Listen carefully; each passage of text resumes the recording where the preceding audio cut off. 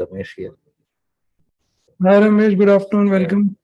So, good afternoon, everybody. My name is Yogesh Agiwal, part of Crossover Leadership Journeys, and a very warm welcome to everybody, and especially to those who have been attending our webinar every month. I'm so glad to have you again.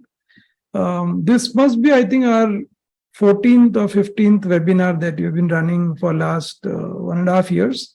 And we have now changed it to a bi-monthly rhythm. Earlier, we used to do, every month. And I'll take just few minutes to quickly walk you through what crossover is. So those who already know will also once again get a chance to see what we are doing. So these webinars are part of a initiative called Leadership Chaska. And Chaska is in Hindi means addiction.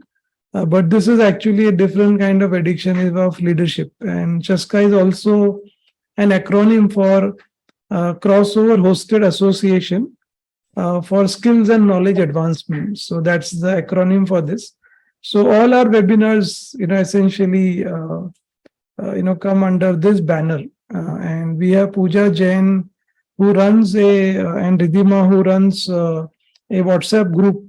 So, periodically in the webinar, she will send a WhatsApp link, so you all can join the link. And for next about month and a half, we will be posting some very interesting articles, videos on this topic. So you can continue to practice. If you have any questions, you can write to Pooja and Ridhima, and they can possibly check with me and respond to that. So as you practice, we will be supporting you.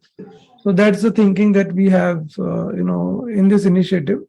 And a brief about crossover. So if you look at the way we operate, is that if you look at this slide, there are two, dimensions or two axes. One is the organization's journey, and other is the success level of an organization. So every organization, hires people from, all over the country or the world, and everybody comes with a mental model. So the way, somebody in Kerala thinks, or somebody like Mohsin in Akola thinks, will be different. And hence there is a hybrid culture that gets created, and you get a certain result. But when you do an intervention with crossover, we look at the way people think, we look at the way their immunity is to change, and try to align the mental model. That creates a much more aligned culture, and that gives you a much more higher goal-oriented result. And the way we do it is, we have this very structured leadership development framework in which we have programs for all levels, for senior level, mid-level, senior, associate level, campus hires. We look at leadership from 4 dimensions. So self-leadership, team leadership, operational, and organization. And the way we do it is that every month there is a workshop. And between the month, there is a dedicated mentor who helps people apply the learning in real life. And then they continue for the next month. And then they continue again, the mentor continues. So this journey continues, like this for 6 months, 12 months, 18 months, even sometimes more than 18 months, depending on how deep the client wants to go in the competency development of the leaders. And for very senior leadership, we have got coaching. So we have tied up with assessment companies like Hogan, Work of Leaders, Harrison. So we do the assessment and then do the journey for them. So there's a broad, I think, framework, and we are about a 7-year-old company with more than 150 clients all across India and abroad. So anytime you feel like any topic that you're seeing here on the screen and you want to run the program for your organization, please feel free to reach out to Ridhima. Ridhima is also on the call here, and she will also be in touch with all the people who have registered to keep sending a lot of stuff on leadership. So as you can see, we have like lots of interesting topic on how do you manage your emotional intelligence, how do you bring in your results, strategy to results, how do you do conversation intelligence, how do you unleash productivity. This is a very interesting module that really helps you to manage your goals. And I was talking to about this interesting model on networking. Yeah, so we have that also. So like this, we have been doing this for quite some time. So I'll just check and put people on mute here so that there is no noise in between.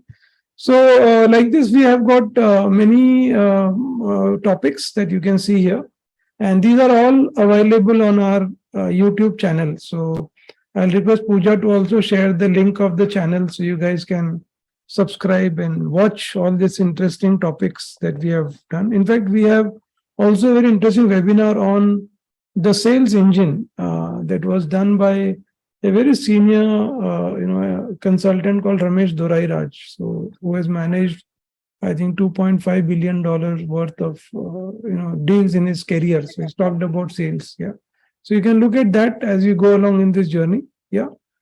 So today's session is all about cross silo collaboration. So let me begin by asking this question to all of you in terms of uh, what do you think?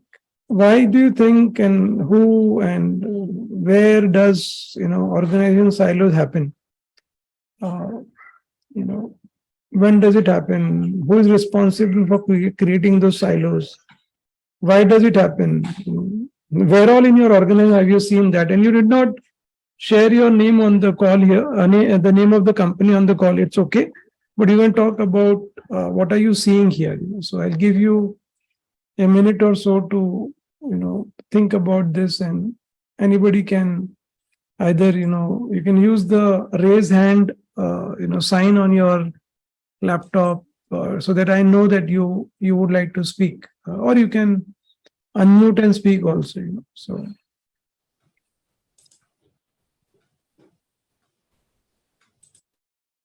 So you can pick up anything. Why does organization silo happen? I think could be a question that I think you can reflect and answer.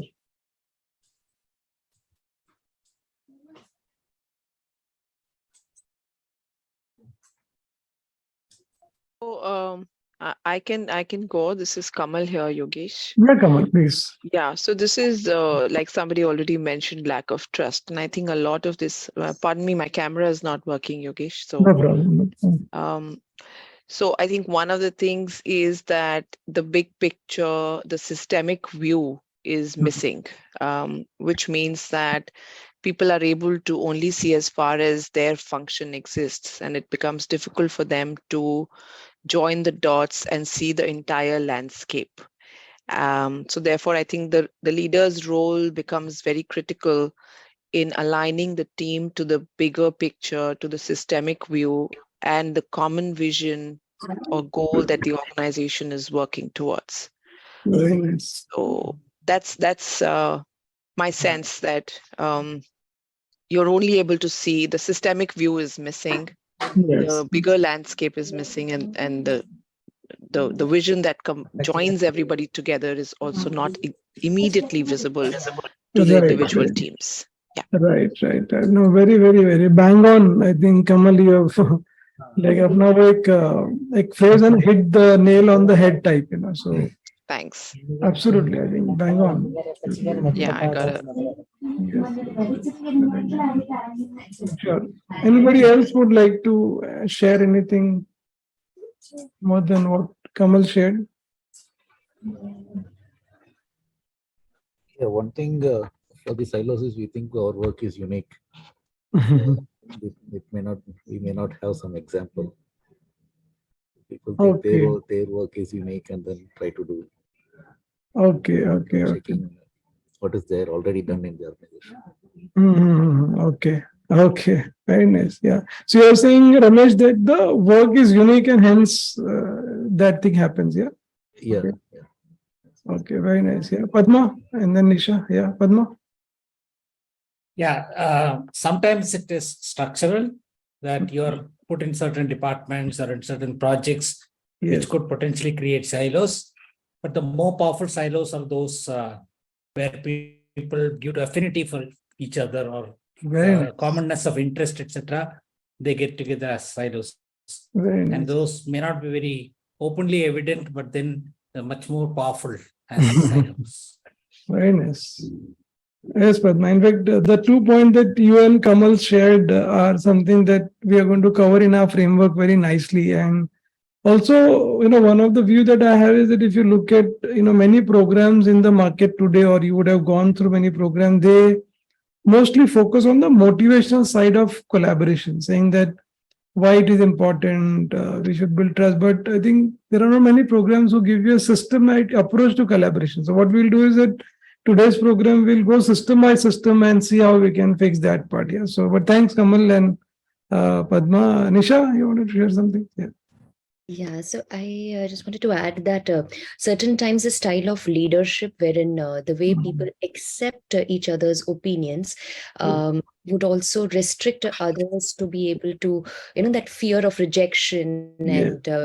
hesitation creates a big barrier between the leader and the team certain times. So Yes. that also might lead to it.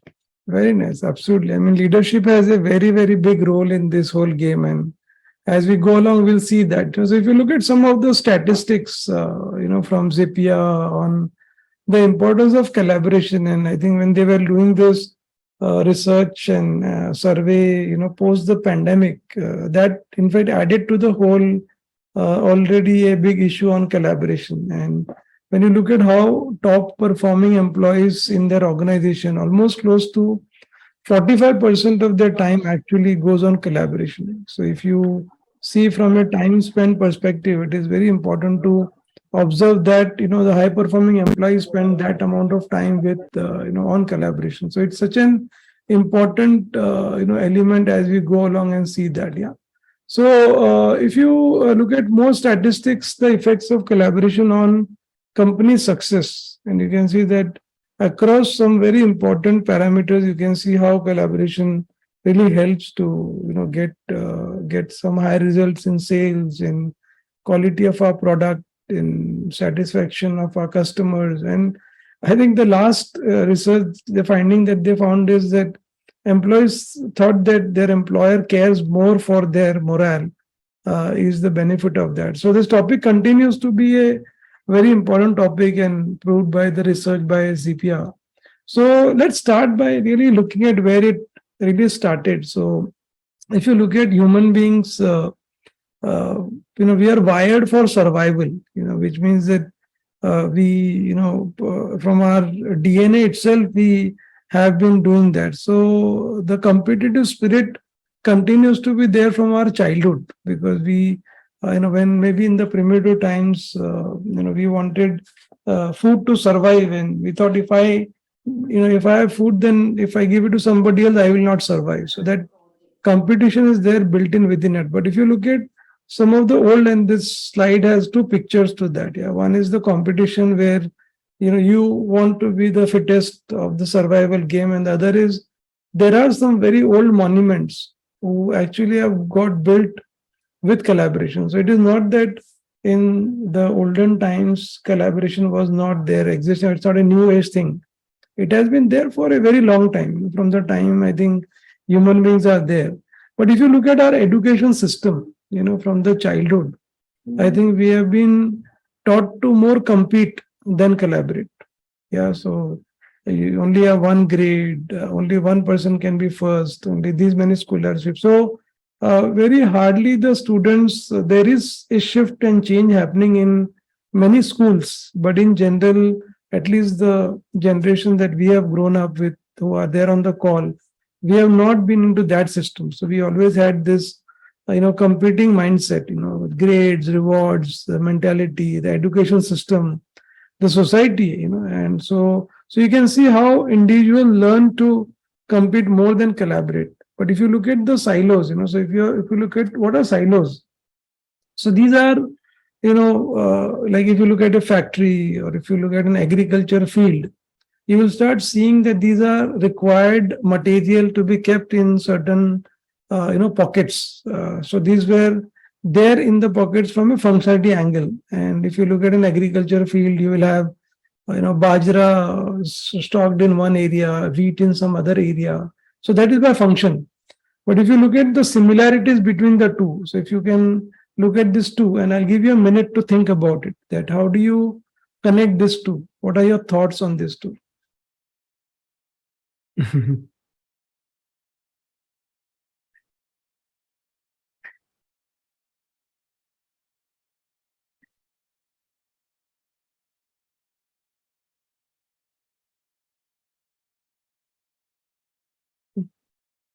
What comes to your mind when you connect these two? And just start picturing an organization, where there are different departments, there are different functions, there are different roles to be played, and they have to come together to create value for the client. Whether it is new product creation, whether it is an implementation of a product, whether it is providing service, whatever, it could be any business. Imagine these people who have been brought up like this with an environment, and when they are put into an organization, what could happen?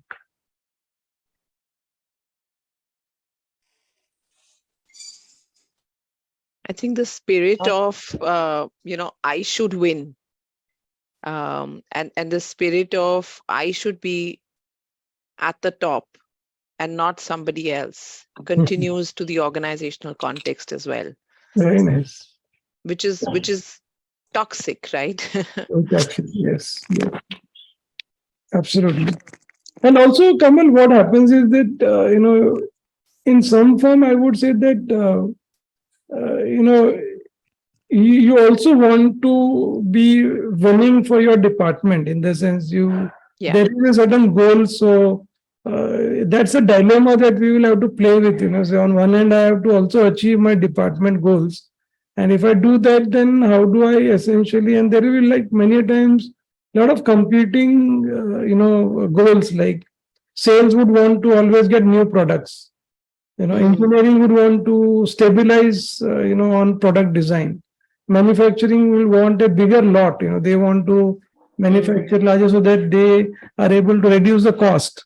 These are like three very competing goals, if you look at it. So if I were to start giving smaller lot size product, then I'll get questioned by the finance key, why are you having such a high cost on production? Yeah. Sales will say that, boss, how can I keep selling the same product forever here? I need new products. Engineer saying, but unless my product is stabilized, how can I even release a new product? So this topic is not as as sometimes seen. It's a very, very complex topics. Yeah. Absolutely. And we'll slowly deal with that as we go along with a very interesting approach that possibly we'll find helpful. Yeah, Ramesh, you wanted to share something?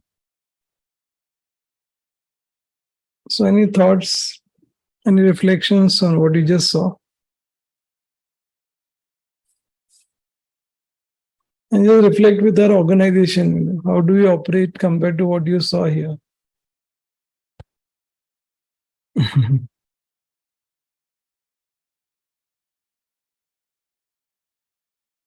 Only 2 minutes, 32 seconds. What was the time? We had 44 passes. So for this goal, no single person is the star. Yeah, all of them are stars. Completely. Yeah, Pooja, I think seamless collaboration and teamwork. Yeah.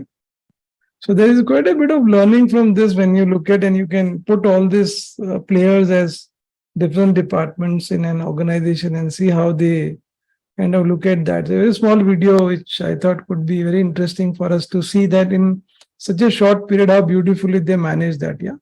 So when you look at, if you want to be really competitive, it's okay. If you want to be incrementally better, it's okay to be competitive. But if you want to be exponentially better, I think you have to be collaborative. And when we look at our own logo at Crosso Leadership Journeys, we actually, from the beginning, have designed this logo by getting people together, for a common purpose. And you can see this happening. And I'm going to talk about, and there are a lot of crossover team members also on the webinar today who can also share how we do. The size of our organization is not as big as many other organizations, but still the concept that we teach here, we always want to practice at our own self. Yeah. So I'm going to walk you through certain things, and this is just a 90 minutes webinar. So I won't be able to do the way we run this program for a full day session, but I'm going to give you certain ideas, certain things that you can take back and start, seeing for yourself how you can use what you're learning in the class today. So you will want to draw your organization chart, or if it is already there, you can reflect that, and you start then seeing that when you look at an organization, I think what you see on the left hand side is the reality, is the structure that most organizations have, and which is also required. But if you look at in reality, on the ground, that doesn't happen. Meaning, if you imagine this person here at the third level, if he continues to go through the manager to get information and then they go here, it will dramatically slow down the whole system. And it doesn't work that way. But what happens is that on reality, everybody is actually trying to work with everybody. Yeah. And when you're doing all this is where the whole complexity starts building in. Yeah. Because as I think in the beginning, Kamal said that a lot of people might not really have the complete view of what is expected from me. And as we go along today in this journey, we will see what are some of those areas that if we take care of it well, such things can dramatically be, minimized as we go along in the journey. Yeah. So if you look at, the first could be, looking at who do I collaborate with on a day-to-day basis. So you may want to kind of go back and, sit down for some time and look at, who are those people. And with those people, then you start reflecting that are you doing horizontal collaboration or you're doing vertical collaboration, which means that you're essentially, when you look at vertical collaboration, it is either with your boss or with your direct reports. But when you're doing horizontal, it is with some other department. Now, if you look at this HBR statistics, you can see that only 59% of the respondents felt that they can rely on the people in other units. Can you imagine? Whereas 84% of them felt that they're okay with their own department. So they're okay with their boss, they're okay with their reporting. But imagine if, when you look at the complexity of every organization, if only 59% can believe, almost close to 41% people didn't have the confidence that I can work with other units of the department. So when you go back, you look at this, and this is very natural to happen, which means that when you look at vertical relationship, there is quite predictable, because you got introduced to your team members. There is a clear shared criteria. So if I'm part of sales team, I know my numbers, I know my targets, I know what I have to do. There is a clear line of authority. But if you look at horizontal relationship, it's not the same, because you're working with others. There is some amount of uncertainty. There is some amount of competing criteria. And as we talk about, so there is a given situation that we are dealing with. So when you look at this, can I look at what is the type of, so first you fill up who are the people I'm collaborating. Then you fill up whether it is vertical collaboration or it is horizontal collaboration. So that way you will start seeing. So I am giving you a very systematic system to enhance collaboration in your own organization. Yeah. So as you go along in this journey, so then this reflection question that you need to ask yourself is that which gets prioritized in your day-to-day work, which is more important. But the second question is very important, that in reality, you might prioritize your own department's work, but is that creating the customer value? That's the question you need to ask, and that will sometimes throw up a lot of things for you, that maybe I'm doing certain things for my department, but at the end is the customer suffering. And that can give you some realization. And when I do that, then I start putting a thinking around the new level of collaboration and the current level of collaboration. So I'll give you a minute to observe this example and just share me your thoughts on what do you think about the simple example that I've given on horizontal and vertical collaboration. And we will observe a very interesting thing, that the current level of collaboration is not bad. If you see, it is not that there is a concern, but how you can enhance your level of collaboration. I'll give you a minute to read and maybe one of you can share, what are your thoughts on this new level of collaboration?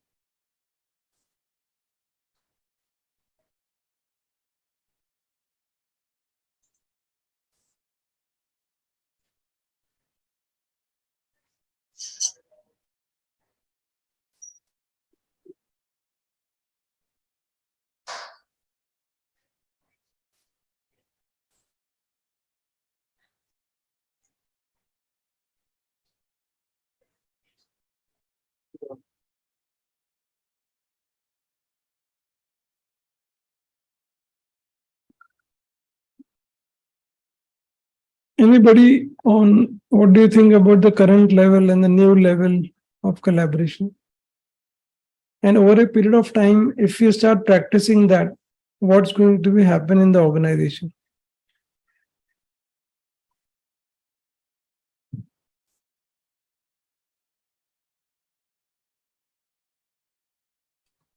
So, Yogesh, I can relate to an experience. Yes, yes, please.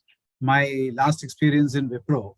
Yes, yes, yes. So, what really happened, Yogesh, is, at a vertical level, it becomes easier, because Yes. there's a lot of accountability in the vertical system of collaboration. Yeah? Yes, yes, yes. Because you are responsible to your supervisor or your, direct, Yes, supervisor in the hierarchy.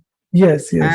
And he or she, in turn, is also responsible for your, success. So, there's a lot Yes. of collaboration that happens. Yeah. Yes, yes, yes. Even with your direct reports, there's a lot of vertical collaboration that can happen, because Yes. of the kind of relationship that you have with your Yes. direct reports at work. What I Yes. found challenging, Yogesh, was being able to collaborate with people in the horizontal, layer. Yes, yes. I'll give you an example. I was collaborating with people in Philippines, with people in Romania, with people in the US, for the kind of work that I had to execute. Yes. And Yes. I often found it difficult to collaborate with them, because they would be at a peer level. Yes. They would have their own priorities, and those priorities may not be matching up with mine.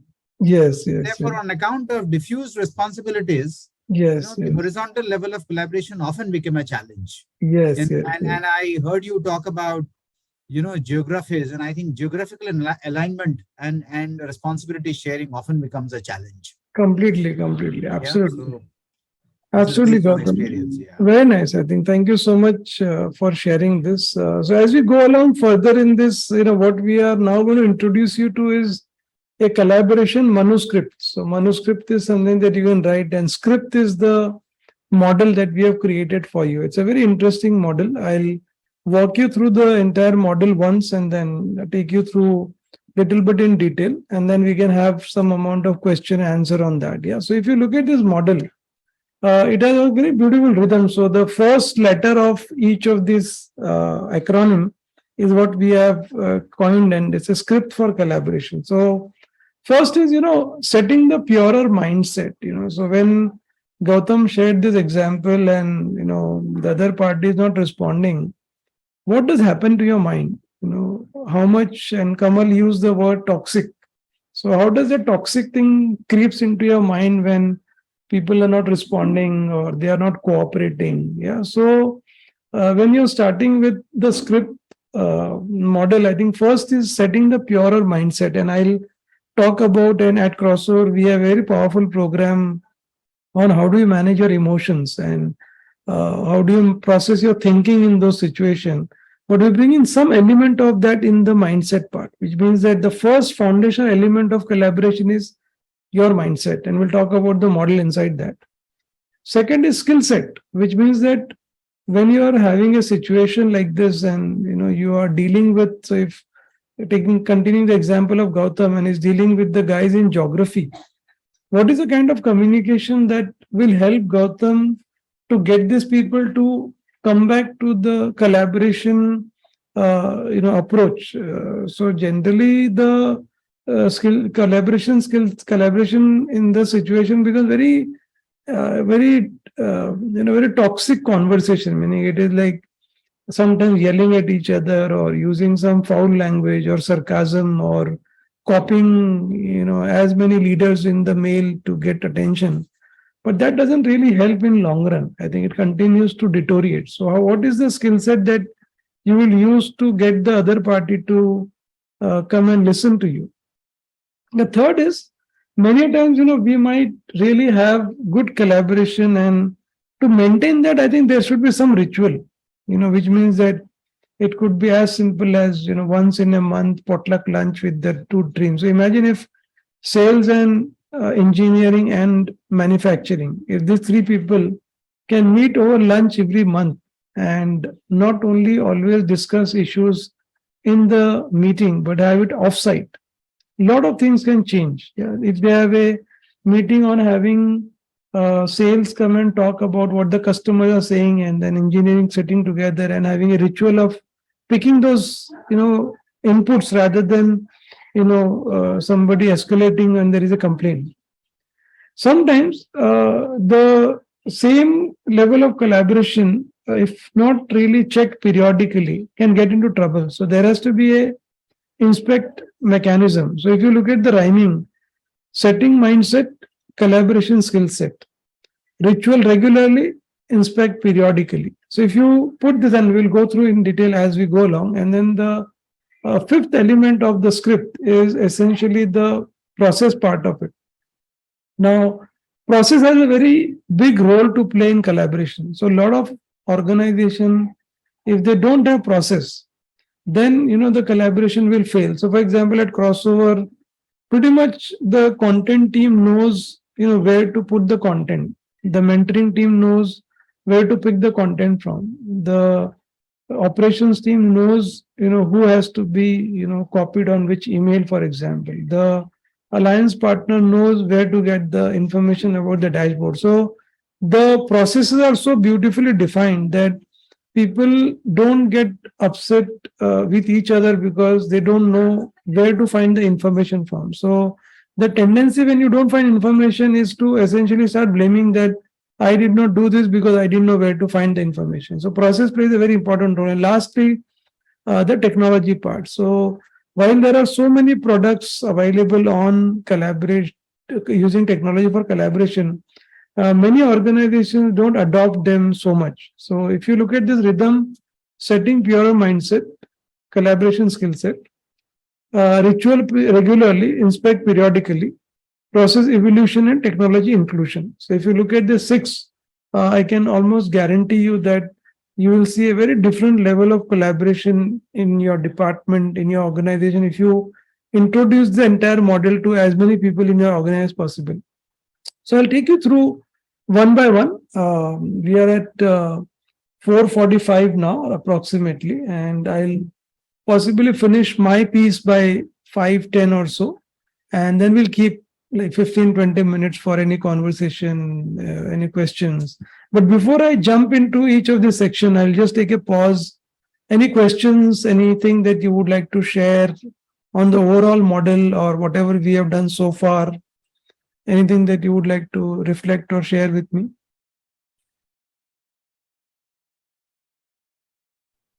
It's an interesting model, Yogesh. I think the combination of mindset, skill set is certainly very important. I think culture is one piece that plays a very, very important role Yes. in fostering collaboration. To what extent is the organizations, some of the clients that we work with, Yes. for example, companies such as Amazon or maybe even Accenture, Yes. you will see that there is while the team performance of the team and leaders is critical, but at the same time, it is the systems and the culture ensures that people work across these silos, Very right? So very you're nice. working for a bigger purpose, you're working for a bigger uh, goal here rather than just the individual goal. So I think culture and leadership mindset Yes. and modeling behavior of collaboration at the top level plays a very, very important role Very nice. for people who are watching you, observing you, and maybe even emulating you. Yes, yes, completely. Yeah, Absolutely. Very nice, Kamal. Well, very nicely put. Yeah, Kamal has a very nice voice, actually. Good to hear yeah. you. So I'm trying to fix my webcam here, Yogesh. I have a webcam, so Sure, sure. hopefully, Professor Sandeep Bhattacharya. Please. Yeah, I just wanted to say that there are certain organizations who are very hierarchy driven. Sometimes there are insecure leaders who always want the employee to follow a particular communication protocol. Yes. And whereas for collaboration, you probably need to walk the scalar plank in Yes. order to get things done much faster. Yes. So a lot depends upon the DNA and the culture, like Kamaldeep rightly said, Yes. and that leader, that human being, how Yes. he or she is operating a team, Yes. and can either encourage a spirit of collaboration Yes. or can be completely hierarchy driven. Yes. Yes. And we know the realities on the ground. So I just wanted to bring that bit of a reality check. Yes, yes, completely. And Sandeep, whenever we work with the client, we, try to focus on the, as much on the ritual and process part of it, so the opportunity for such leaders dramatically reduces, and then gradually they start changing, so if you don't have processes, then such leaders that you talked about, has got much upper hand, because then everybody is going to them for asking that, That's but right. if process is there, then hardly they have to get involved in that, That's right. That's Yeah, Mohan, please. Mohan, we can see your hands up. Yeah. Actually, what happens, the teams, they work towards a common goal. Yes. But at the same time, what happens is individuals, they have some subtle agendas. So the leader has to, understand these things. They won't come out actually, but they keep it the subtle agenda. So it affects the ultimate goal. Yes. It doesn't come out, but it will be there. Agreed. Completely, Mohan. And you can imagine the statistics that you saw, how much of, loss organizations have gone through. And I also, since if you look at our emotional intelligence program, we nowadays are doing a lot of research on the medical side of the impact on the employees. So when you are working in such environment where there is constant stress, it really has a very big impact on your health. So that also is one element, that if there is not enough collaboration, there is a lot of stress that builds into the organization. So when you look at the first part of script, which is setting the purer mindset. So we are talking about starting with the purpose. So imagine if I always start with the purpose, that when I continue to bring the same examples of, say, sales and manufacturing as a case. Now, if I were to look at the purpose when I'm working with my counterpart, then my whole thinking around that conversation will start changing, and also bring in empathy. So imagine the sales having empathy, for the manufacturing team, and manufacturing have empathy for the sales team. How much more, both can come together, where I think manufacturing can say that, if you get me certain numbers, I don't mind creating new lot for you. And the sales team goes back and talks to the customer accordingly. Yeah. Similarly, the sales team works with manufacturing, say that, can you give me a small pilot size product that I can show with the new client, and get some orders for you. So the thinking in the mindset about the purpose, that we are together for whatever cause that we are in the organization, having empathy for the other department. So, many a time, me and Gautam, and, we both worked at Wipro for a very long time. And, at Wipro, I think there were times where the financial, systems and processes were, quite in detail, in the sense you can't just go and make decision. Even if you are at a senior level, you have to follow a certain process. Premji had a very big influence on from GE, Jack Welch, and we had Six Sigma. We had a lot of processes implemented. Now, when we were in delivery or we were in sales, at times we would get very upset with the hands tied up in front of the customer. And you're dealing with such a big deal, and then you have to go back and get certain approvals. But the moment we started having a common purpose that, even the finance guy who is asking me for such process to follow. And when we started having empathy for that finance head, we started to know that I think those processes were not created to create any problem for us. Those processes were created because there were a lot of situations where Wipro had signed contracts that they could not fulfill, because there were a lot of, issues in the way the contract was defined.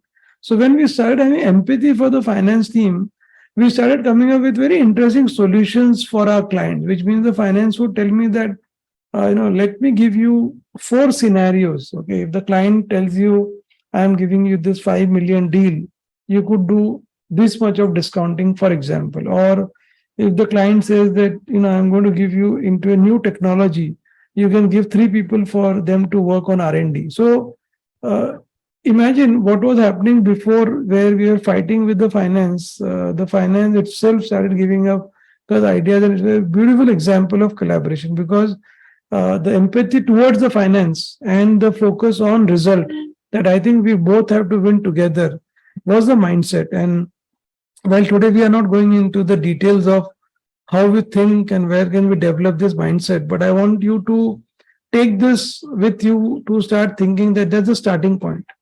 And once we have that part, then we look at the skill set part, which means that if I'm going to talk to the finance team, whom I am having this issue, can I do these 3 things with the person? One is setting the context, which means that you can use your communication skills techniques like contrasting to, tell the other person that I really don't have any personal enmity with you. I am also in a situation like this. How can you help me with that? And like always in crossover, we are a very strong proponent of reading books, and I always recommend at least 1 or 2 books in my webinar, which you would have observed in the earlier webinar. So I would recommend all of you to read this book called Humble Inquiry and Humble Leadership by Edgar Sheen. Edgar Sheen has almost done 30 years of research only on this one topic, and these books are phenomenal.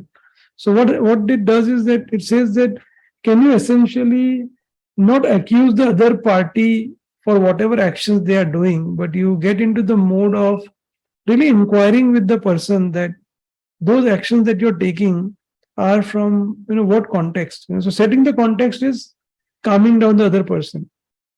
Humble inquiry is building the relationship. So as I was saying, you can use the contrasting as a tool to, kind of tell the other party that I think, it's not a personal issue, but I think we'll deal with this. And as you see, this model is built on one another. So unless you have the purer mindset, you will not have the contrasting skill of setting the context.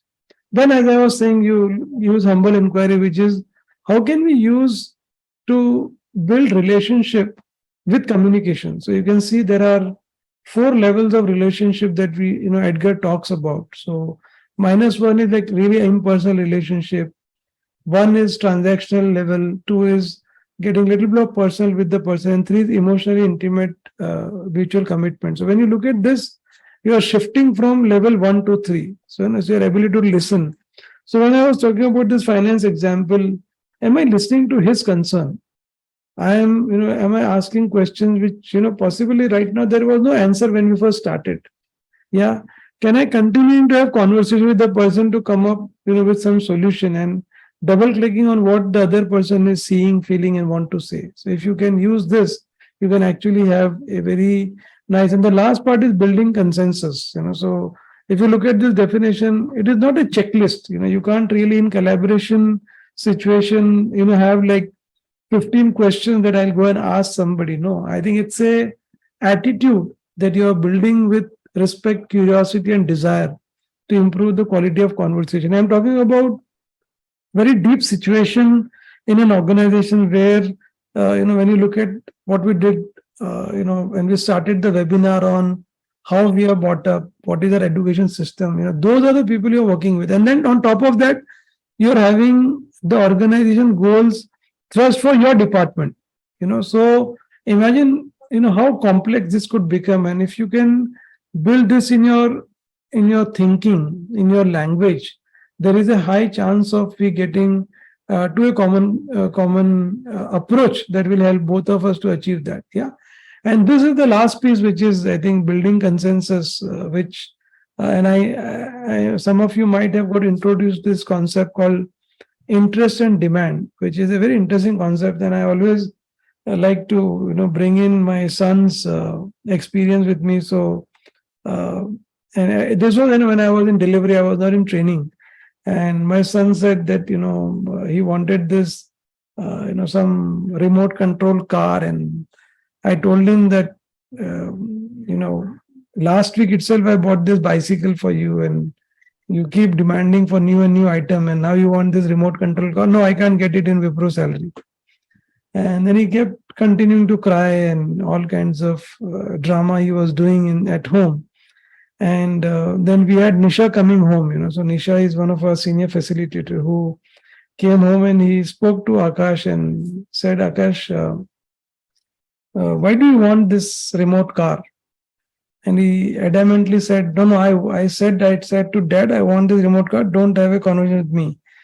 Nisha kept asking him, that why do you want this car?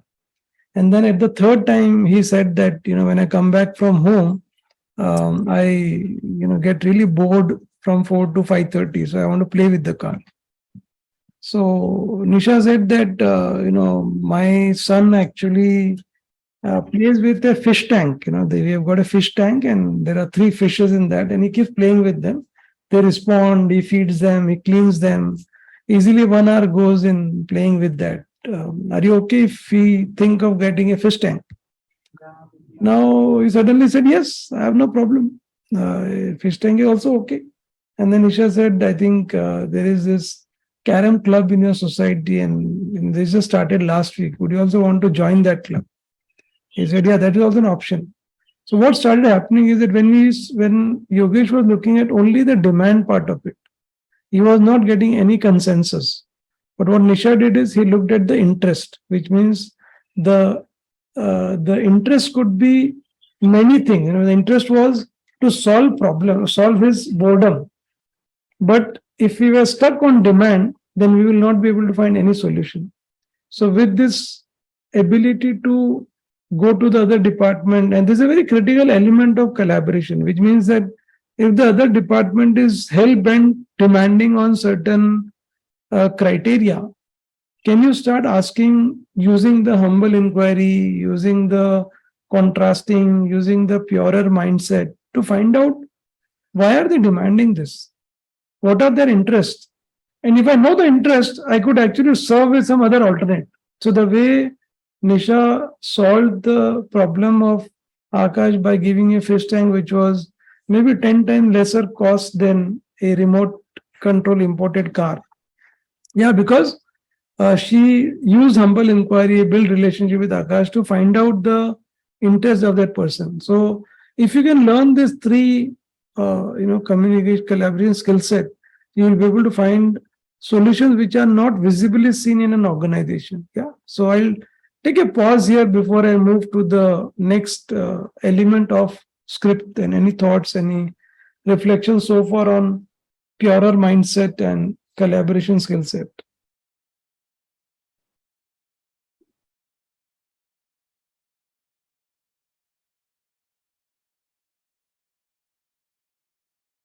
So when you guys are silent, 2 things are happening. Either everything is going well, or if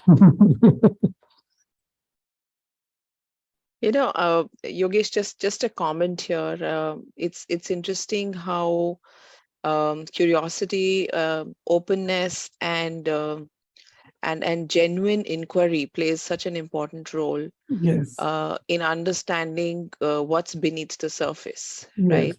yes, And listening, and I mentioned in the chat box as well. It reminds me of Otto Sharma's 4 levels of listening. yes, yes. And to what extent are we listening to just respond in that moment, or is it generative listening, Yes, genuinely listening for what the need of the other stakeholder is sitting on the other side? So completely. it's just a thought that came. Yeah, absolutely. I mean, and this is in fact also a good book I think we should recommend to our participant, called The Theory U.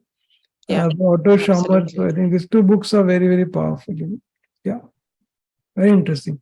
So you can, I mean, some of these in our webinars, what we do in the past also is trigger a lot of conversations in your mind, and when you go back, you can take your own time, look at what will fit into your organization. So when you look at the third piece in the script, which is, I think, ritual regularly, which is great things are done by a series of small things brought together. Very nice frame that we look at. And when I look at, I think even if things are going well, I think you should plan for rituals. And these are some very nice examples of having a weekly one-on-ones, daily check-in, check-out, blameless reporting, Friday fun day, team lunch, potluck, getting together, watching movies. So you can create rituals that will force people to come together, so that in those conversations, new things will emerge. Things that will otherwise slowly become a big issue can get very nicely addressed in those rituals. So this is the third part of the model. So you can look at this table that we have created, and when we do a full day program, what we do is we ask the teams to start now looking at the rituals which are there in the organization. What are the new rituals that they will follow? So when they go back to work, they have a very systematic plan to practice. And when they practice for a few months, they start seeing the impact of that collaboration. And then inspect periodically. So here is a very simple case study, where I think many a times, we assume that things are going well, and as a leader, if we don't periodically inspect, again the collaboration can get impacted. And what we are saying in this model is that when you do, periodic ritual, when you do inspection, inspection from time to time, you're not letting anything, surface for too long, because you're actually having the issues get sorted out in the inspection periodically. And these are some very interesting questions to ask, that what are the gaps, in what we saw earlier and what is happening today, what can be done, what are steps that we can take to ensure periodic inspection. So when we do a program for the one day, we ask some of the recent issues that they saw where collaboration did not happen, and what can be done in those situations. And then the last two parts of our group, and this is again continuing the table of inspecting periodically and the process evolution. So something that worked today, as we grow, as we add new geographies, as we add new products, the same process may not work. And many organizations, unfortunately, don't really have a systematic way to keep enhancing the process. And if you look at this model, it is very beautifully created, because when will you know that process evolution has to happen is when you're doing inspection. When will you do inspection? When you are having rituals where some of the things have been talked in those rituals. So you say that, oh, time for inspect what is there, and time for creating the process evolution. And I think the last part, and these are some questions that you can ask, that what are the gaps, what can be done, how can you evolve the process. And these are like very common things. When organizations grow, they add a new unit, they add a new geography, they add new teams, but the process is the same. They don't look at the process, and that also impacts collaboration. And then the last part is about technology inclusion. And if you look at, there are so many collaborative softwares available today, and at Crossover, we use things like Asana, we use things like Google Classroom, we use extensively Google Drive, Google Docs, Google Sheets.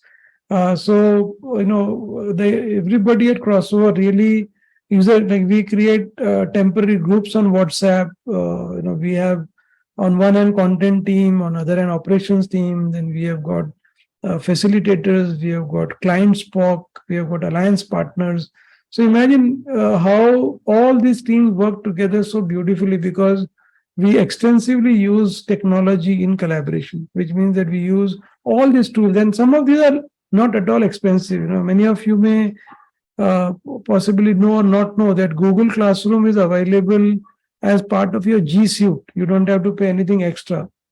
When you create groups on WhatsApp, there is nothing else extra likha hai. Google Docs, Google Sheets, all come with part of your Gmail itself. So all these are available that you can beautifully think about, because when you start doing all this, that what you saw, all through the script model, you get a lot of ideas to use technology. But if you don't do the first part, you will not get that idea. But if you don't do this part, then you will have the issue on the other part. So, when you look at this final, sample plan that I have included, imagine if we do for the entire day, how many things will come out in the workshop that they can go back and start practicing and really do that. Yeah. So when you now revisit silos with the script model, you will start seeing that all that we initially started with when we started the webinar can very beautifully get addressed using the script model. And this is the script model that I took you through. You can take a screenshot of this if you like. You can keep it. And this video recording is available, will be available on YouTube in a day or two. You can also join the Leadership Chaska group. And the last slide that I want to share here is that nobody can create collaboration manuscript for you, meaning I cannot create for anybody. But we need to create it ourselves for collective collaboration, which means that we have to go back in our organization, talk about this model. You may not use the same language, but you got the philosophy around how one can systematically collaborate. Yeah. So I'll just unshare my screen, and we are at, I think, 4, 5, 10. So typically we keep 10 to 15 minutes for any questions, any doubts that you may have, or any reflection you want to share. Yes, Padma. Yeah, so wonderful session as usual. I think you gave a very nice view of the entire, and I wish we had more time for a deeper dive into some of those things. Yes. Just out of curiosity, I just wanted to ask you one thing, that when you talked about the initial part, competitiveness versus collaboration, Yes. and you gave examples of some of the monuments, like the pyramids or the Sphinx, etc., as signs of collaboration. So I'm just wondering, wasn't that just ruthless authority plus forced labor? Was there any element of collaboration really in building those monuments? Good. I think anybody would like to respond to Padma's question? Very nice question. Absolutely. Yeah, I think I'll take a shot. Sure. The collaboration aspect comes out during the building process itself. So some despot or some ruler may have ordered it, but it needs a designer, it needs bricklayers, it needs people who are good with concrete, it needs people who can take a spirit level and identify that a structure is either horizontal or perpendicular. It needs different craftsmen to carry out carving and sculptures and so on. And then finally, the entire monument gets built. So there are many different functions, many different skills, many different types of expertise which replicate themselves in most of the organizations that we can see. And the cross-functional aspect is not fully recognized yet in our organizations. And that's where I think your deep message about collaboration really came through. So that would be my answer to Padma's question. Yeah. So if I may, sorry to interrupt, but then if I may, you see, I see the example, Professor Sandeep, what you gave was at the activity level, perhaps people work with each other. I don't know if it can really be called collaboration, because it's probably for an activity level, they all work together out of the fear. But collaboration is a spirit, isn't it? We want to work together, we work together with a collaborative spirit. So the spirit part of it possibly was what I was looking for, rather than collaboration of activity. Obviously, a pyramid cannot be built without coordination and collaboration at an activity level. But was there collaboration at the spirit level of people who worked on? So spirit collaboration will come in when people are proud of doing what they are doing. Somebody is building a mosque, cathedral, temple, gurudwara, whatever. And there are people who take pride in creating that. And that again translates to the organization. So there are certain individuals in an organization who work as organization builders. It can come out of fear, but then that is not sustainable, because the moment the source of fear disappears, that edifice collapses. But I think we are hijacking between you and me, Padma, we are hijacking Yogesh's agenda. So I'll hand it over back to Yogesh. नहीं, so Sandeep, मेरा agenda तो आप लोगों को मिलाने का है. So, but my also, Padma, my experience has been that if you put the script model on the ground, then sometimes the team comes up with such an interesting collaborative option that otherwise, the leader can't even think.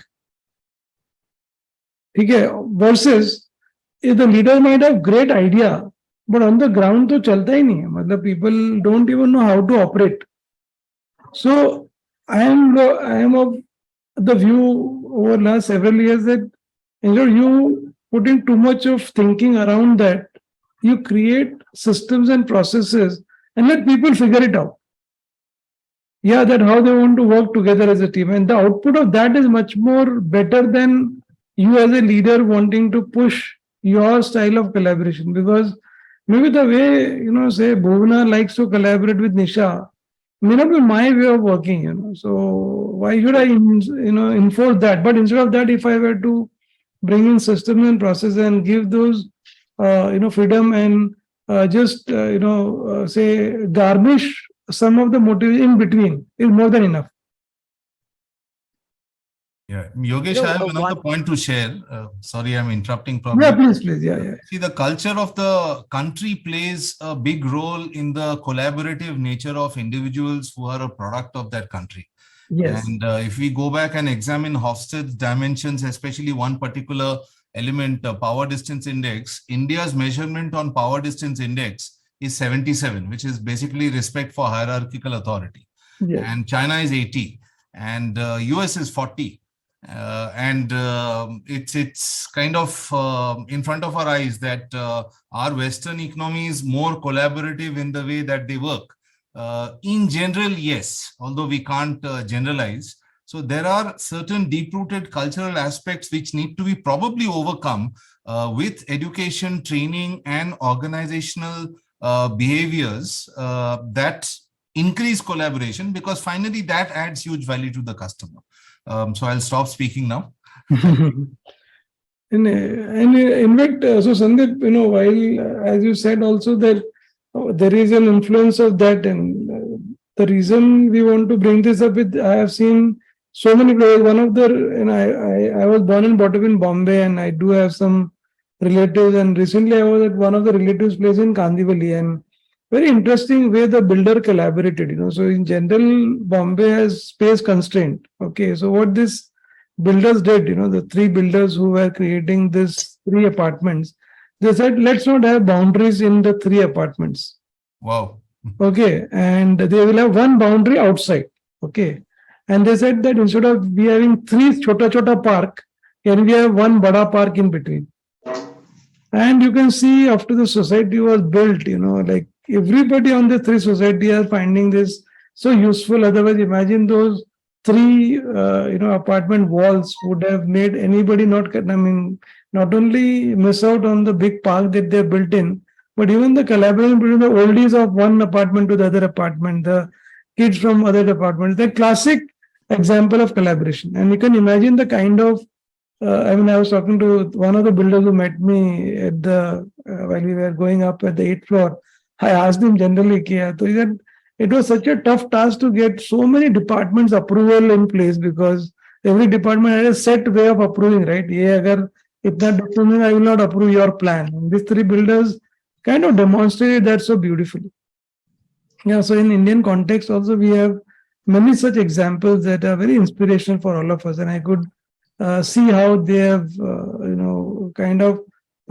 did not continue with the same set that, they're dealing with the stakeholders, but try to create a new way of collaboration. So from this, So I think just one. Yeah. Ramesh, I think Kamal and then Ramesh and Kamal maybe. Ramesh, you want to say? Yeah, Go can ahead. go. So basically, No, just so- I want to tell, there is a trust factor that is coming in this example which you have just now quoted, the three builders. Yes, yes, yes. So trust built over some time has yielded this result. They trusted each other and then made this model. Yes, yes. Similarly, in the organization also, if we have trust, we need to build the trust, maybe with the Yeah. cross-functional teams. Yes, yes, yes. They know So, that it's a trusted party, then the collaboration will be faster. yes, yes. So, Ramesh, the source of trust, I always feel, is if you look at the purer mindset and if you apply empathy, so for example, if Gautam is send an email to one of his horizontal guys for support, and 2 days the guy does not respond. Now, if Gautam copies his boss and asks the question, the trust is lost, isn't it? Yeah. Next time, this guy will copy 2 more people in that, and the whole culture in 2 months get completely destroyed. So, if you have those systems in place where Gautam knows where to get the collateral, where to get the proposal template, he doesn't really have to ask every time. And even if he has to ask when there is not provided, is the process properly defined? Are there regular inspections that is the people who are wanting information from us are getting it on time? If you can bring in as much of systemic view, the trust will never actually get the play to get distrust in the organization. Yeah. Actually, you have put a few more points, that ritual and then the inspection. So those Yes. things reinforce or build Yes. the trust. Yes. Well, otherwise, and my belief is, that having too much of ontological gyan doesn't help. In the sense, you might say, "Arey Baba, आपको trust करना है, साधु बाबा के इधर रहना", वो होता नहीं. In reality, like nobody gets up in the morning and says, "I want to mess up my life today." I mean, they all want to come to an organization to create some value.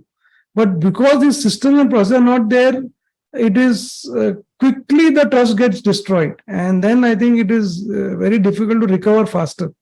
So avoid by processes, avoid by inspection, ritual. So even if there is an issue between Gautam and Ramesh who are into different, in the next lunch, we'll talk to each other and figure out, because both of you like that same Bombay kulfi, for example. So then kulfi, you can sort it out. Yeah. Gautam, kulfi खिलाई दी आपको आज? सही बात है. Mukesh here. Yeah, Mukesh, yeah. I don't know whether we are running out of time. We have 10 minutes. So we are 5:30 was our scheduled time. So we have 10 minutes. Yeah, please. I want to make one comment on the trust aspect, what we're talking about here. Yes. I'll try to keep it short as much as possible, though the example can be a bit longer. Sure. If you recall on the trust matter, I mean, typically in cricket, if you take the example of cricket, since we're talking about sports also in it, right? Yes. Typically, when there's a call from the, let's say from a batsman gives a call. Yes. The common sense in the cricket which is taught is, if the ball is gone behind the bowler's arena, right, from where bowler bowls, the call is basically by the batsman, whether to take a run or not. The person at the non-striker has to just blindly take it and complete the run. That's the usual teaching in the cricket. I mean, where whoever sees the ball has the call, whether to take a run or not. Right? If you take this example, I mean, this is built on a trust, because batsman is able to see the ball going behind the bowler's, the zone, and he can take a call whether he can make it or not. If you take this example in the 99 Cricket World Cup, the semi-final between Australia and South Africa, what happened, right? Lance Krusner batted throughout the inning, pulled out the match.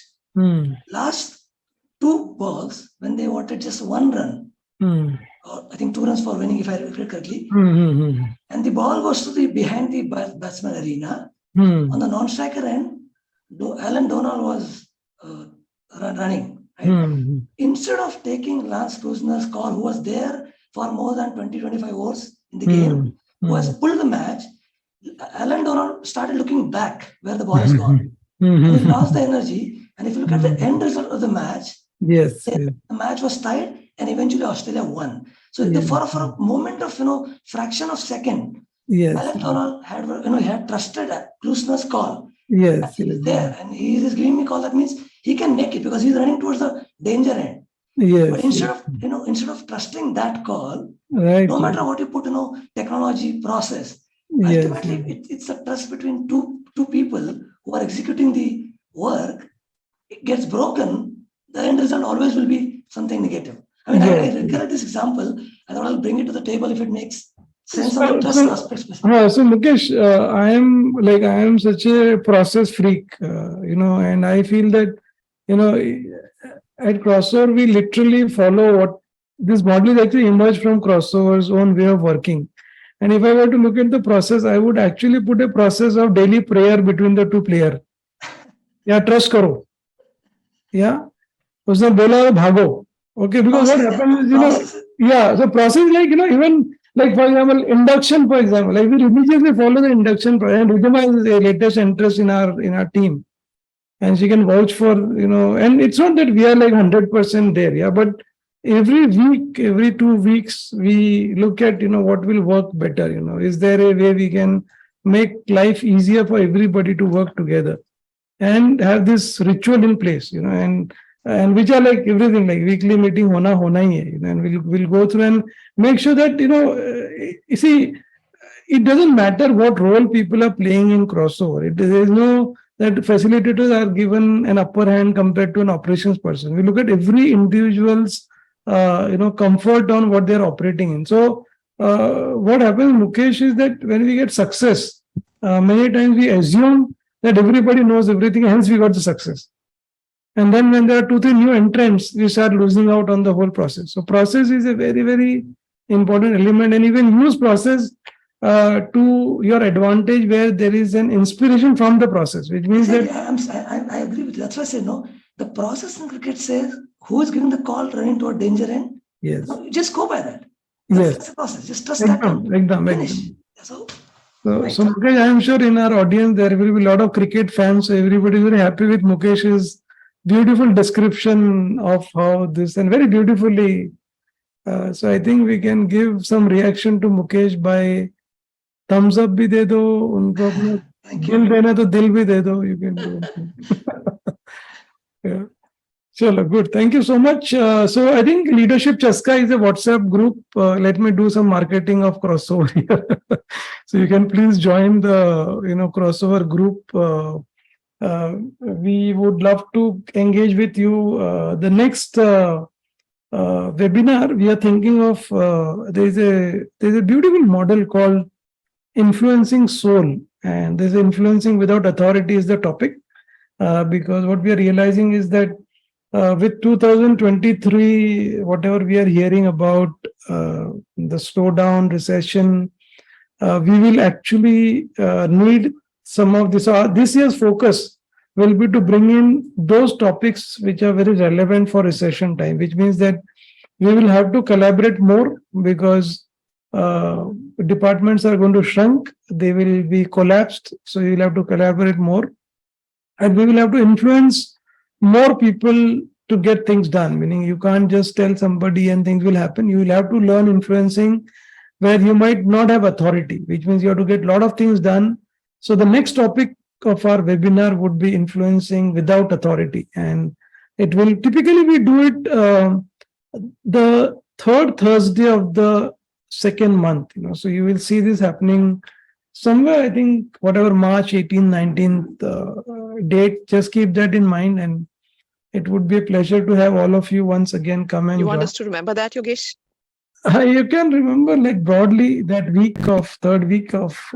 or an invite would be sent, a timely invite would. So if you join the Leadership Chaska group, which is Pooja, if you can post the Leadership Chaska group on the, I think it's there on the group already. Yes, Yogesh, it is there. Yeah. So you all can join the group so that you will constantly get invited from there. And Ridhima, who is from our sales team, if you see some opportunity to run this program, please feel free to. How shamelessly I'm asking for work. So please feel free to write Ridhima about any opportunity. But yeah, I think we are a very passionate group of people.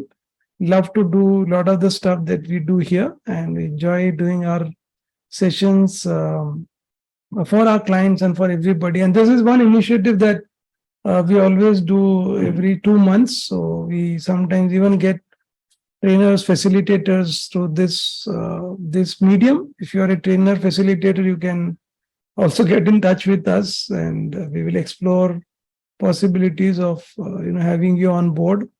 And thank you so much for being with us today. I'll just stop the recording now, and usually I keep my calendar open for another 15-20 minutes. So if anybody wants to stay back and have any one-on-one conversation, please feel free to stay back, but I'll stop the recording for our YouTube readiness now. So let me